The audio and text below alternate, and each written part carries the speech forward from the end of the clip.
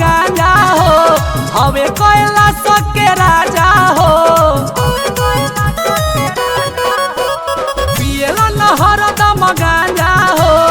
हवे कैलाश के राजा हो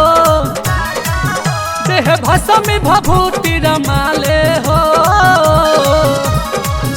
तो भोला के भावे न माखन मिसरी खाली भंगिए खाले हो भोला के भावे न माखन मिसरी खाली भंगिए खाले हो बोलबम बोलबम बोलबम बोलबम बोलबम बोलबम बोलबम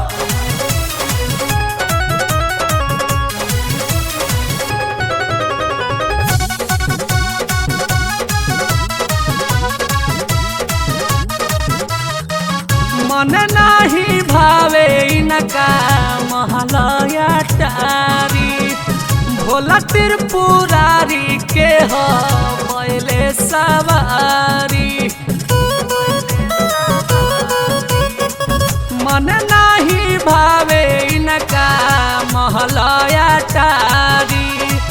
भोला त्रिपुरारी के हो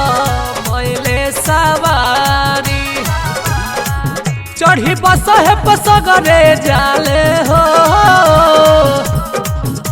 तब भोला के भावे न माखन मिसरी खाली भंगिए खाले हो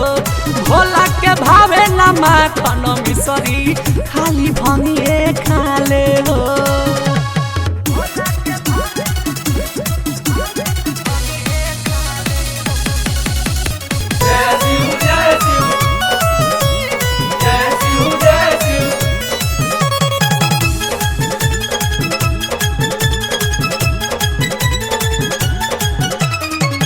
देवो के देव महादेव बड़ी दानी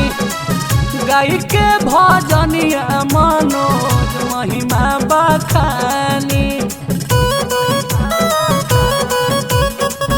देवो के देव महादेव बड़ी दानी लिख के भजनिया सुशील महिमा बखानी गौरव चरण में शीश झुकाले हो तो भोला के भावे न माखन मिसरी खाली भंगिए खाले हो भोला के भावे न माखन मिसरी खाली भंगिए खाले